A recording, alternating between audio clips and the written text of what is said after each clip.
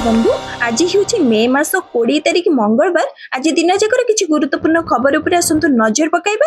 मात्र किसी समय भितर आपण जानिपारे संपूर्ण खबर। ता पूर्व चैनल नुआ आसले चैनल को सब्सक्राइब करी पाखर आसुवा बेल आइकन को ऑन करी रखंतु। एमिति प्रतिदिन देश विदेशर लेटेस्ट खबर जानिबा पई तेबे आसंतु संपूर्ण खबर उपर नजर पकाइबा। आसंतु जानिबा प्रथम खबर। राज्य में आसंता 4 दिन पर्यंत काल बैशाखी प्रभाव में प्रबल वर्षा हेबार संभावना थिबा अनुमान करा जायछि। आसंता 23 तारिख पर्यंत राज्य में विभिन्न जिले में बिजुली घड़घड़ी सह वर्षा हेबार संभावना रही। एने एक सतर्क सूचना जारी करिछि भुवनेश्वर पाणीपाग केन्द्र। पाणीपाग केन्द्र सूचना अनुसार सोमवार 15 जिला को वज्रपात नहीं येलो वार्निंग जारी करा जायछि।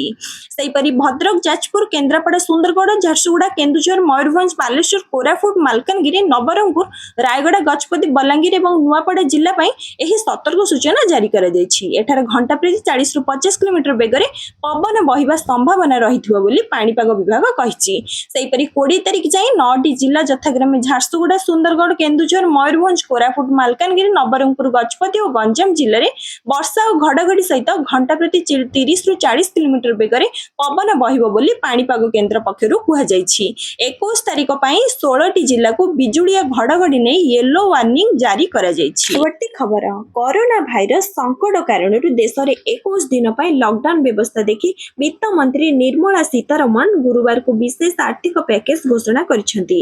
एहा अनुसार 80 कोटी गरीब लोकंकु आसंता 3 मास फ्री रे गहम, चाउल और 1 केजी डाली देबार घोषणा करा जायछि। एहा छडा गरीब महिला को सिलिंडर मध्ये फ्री रे दिया जिवो बोली कुहा जायछि।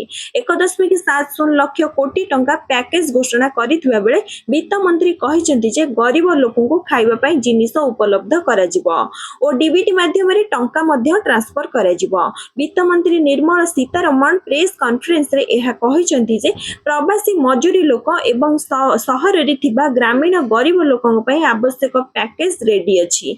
केही भोकिला रहिबे नाही। एहा छडा सरकार ईपीएफ पई मध्ये बड़ घोषणा करिसेंती।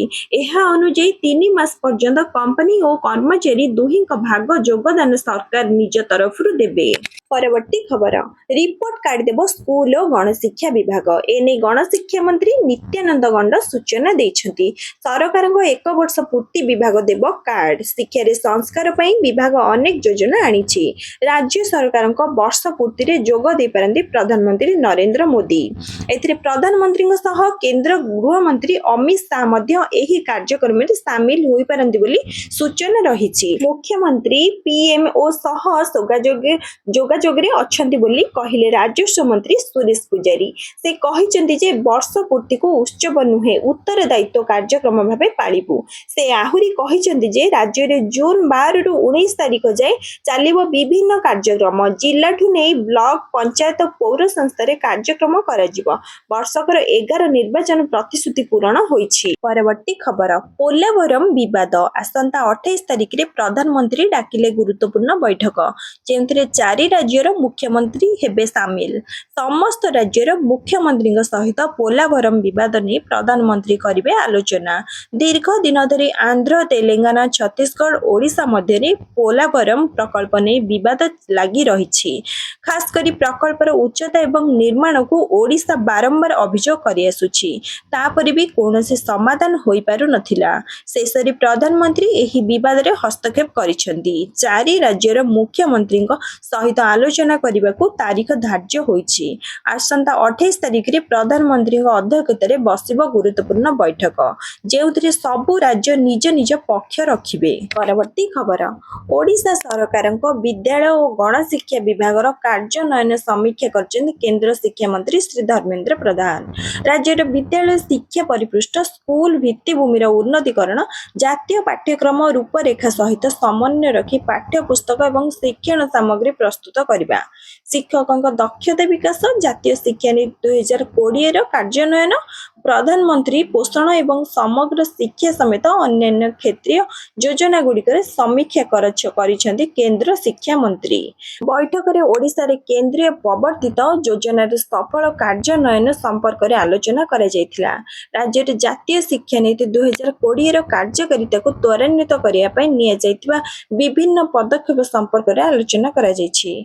राज्य रे ପ୍ରତ୍ୟେକ ପ୍ରାଥମିକ ବିଦ୍ୟାଳୟରେ ଖୋଲାଯାଇଥିବା ଶିଶୁ ବାଟିକାର ସୁପରିଚାଳନା ଜାତୀୟ ପାଠ୍ୟକ୍ରମ ରୂପରେଖାର ସମନ୍ୱୟରେ ରାଜ୍ୟ ପାଠ୍ୟକ୍ରମକୁ ବିକଶିତ କରିବା ଏବଂ ଏଥିରେ ସ୍ଥାନୀୟ ପ୍ରାସଙ୍ଗିକରଣକୁ ପ୍ରାଧାନ୍ୟ ଦେବା ଉଦ୍ଦେଶ୍ୟରେ ଏକ ଷ୍ଟିଅରିଂ କମିଟି ଗଠନ କରାଯାଇଥିବା ନେଇ ଆଲୋଚନା କରାଯାଇଛି। ପରବର୍ତ୍ତୀ ଖବର, ଜଳଖିଆରେ ପାଳୁଅ ଲଡୁକୁ ସାମିଲ କରିବାକୁ ନିବେଦନ। ସରକାରୀ ବୈଠକରେ ପାଳୁଅ ଲଡୁ ବଣ୍ଟନ ପାଇଁ ଜିଲ୍ଲା ପ୍ରଶାସନ ପକ୍ଷରୁ ପରାମର୍ଶ ଜାରି। ସମସ୍ତ ଅଧିକାରୀଙ୍କୁ ଭଦ୍ରକ ଜିଲ୍ଲା ପ୍ରଶାସନ ପକ୍ଷରୁ ନିବେଦନ କରାଯାଇଛି। ପାରମ୍ପରିକ ଖାଦ୍ୟର ପ୍ରଚାର ପ୍ରସାର ଉପରେ ଗୁରୁତ୍ୱ ଦେଇ ପ୍ରଶାସନିକ ସ୍ତରରେ ଏକ ପ୍ରକାର ନିଷ୍ପତ୍ତି ନିଆଯାଇଛି। ପାଳୁଅ ଲଡୁକୁ ଜିଆଇ ମାନ୍ୟତା ପ୍ରଦାନ ପାଇଁ ପ୍ରଶାସନିକ ସ୍ତରରେ ଉଦ୍ୟମ କରାଯାଉଛି। ଏହା ପୂର୍ବରୁ ରାଜ୍ୟ ସରକାର ସ୍କୁଲ ପିଲାଙ୍କୁ ମାଣ୍ଡିଆ ଲଡୁ ଦେବାକୁ ଘୋଷଣା କରିଛନ୍ତି। ପିଲାମାନଙ୍କୁ ମାଣ୍ଡିଆ ବଣ୍ଟନ ପ୍ରକ୍ରିୟା ଆରମ୍ଭ ହୋଇସାରିଛି। ରାଜ୍ୟରେ ମାଣ୍ଡିଆର ଉତ୍ପାଦନ ବୃଦ୍ଧି ଓ ପିଲାଙ୍କୁ ପୁଷ୍ଟିକର ଖାଦ୍ୟ ଦେବା ଲାଗି ସରକାରଙ୍କ ପକ୍ଷରୁ ଏ ପ୍ରକାର ନିଷ୍ପତ୍ତି ଗ୍ରହଣ କରାଯାଇଛି। ପରବର୍ତ୍ତୀ ଖବର, ଓଡ଼ିଶାକୁ ଲକ୍ଷପତି ଦିଦି ସୃଷ୍ଟିରେ 1 ନମ୍ବର କରିବା ପାଇଁ ବ୍ୟାଙ୍କକୁ ଧନ୍ୟବାଦ ଦେଲେ ଉପମୁଖ୍ୟମନ୍ତ୍ରୀ।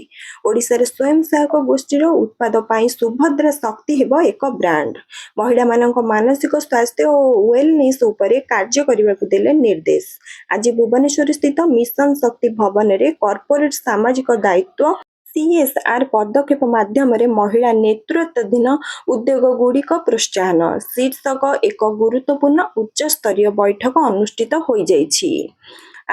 ମାନ୍ୟବର ଉପମୁଖ୍ୟମନ୍ତ୍ରୀ ଶ୍ରୀମତୀ ପ୍ରଭାତୀ ପରିଡ଼ା ଏହି ବୈଠକରେ ଅଧ୍ୟକ୍ଷତା କରି ସ୍ୱୟଂ ସହାୟକ ଗୋଷ୍ଠୀ ସଦସ୍ୟଙ୍କ ଉଦ୍ୟୋଗ ଦେବା ଯାତ୍ରାରେ ତଥା ଲକ୍ଷପତି ଦିଦି ସୃଷ୍ଟି କରିବାରେ ଓଡ଼ିଶାକୁ 1 ନମ୍ବର କରିବାରେ କର୍ପୋରେଟ ସାମାଜିକ ଦାୟିତ୍ୱ ପ୍ରତିଷ୍ଠା ଏବଂ ବ୍ୟାଙ୍କିଂ କ୍ଷେତ୍ରରେ ଭୂମିକାକୁ ପ୍ରଶଂସା କରିଥିଲେ। ଗାଁର ମହିଳା ଉଦ୍ୟୋଗୀମାନେ କିଭଳି ନିରନ୍ତର ବିକାଶ କରିବେ ସେ ବିଷୟରେ ଫୋକସ୍ ଦେବା ପାଇଁ ସେ ଆହ୍ୱାନ ଦେଇଥିଲେ। ୱାନ୍ ଡିଷ୍ଟ୍ରିକ୍ଟ ୱାନ୍ ପ୍ରଡକ୍ଟକୁ ଗୁରୁତ୍ୱ ଦେଇ ପ୍ରତ୍ୟେକ ଜିଲ୍ଲାର ବିଶେଷ ଉତ୍ପାଦ ଉପରେ ସ୍ୱୟଂ ସହାୟକ ଗୋଷ୍ଠୀ କାର୍ଯ୍ୟ କରିବା ସହ ସ୍ୱୟଂ ସହାୟକ ଗୋଷ୍ଠୀର ଉତ୍ପାଦ ସୁଭଦ୍ରା ଶକ୍ତି ବ୍ରାଣ୍ଡ ଭାବେ ପ୍ରତିଷ୍ଠିତ କରିବାକୁ ସେ ମତ ପ୍ରକାଶ କରିଥିଲେ।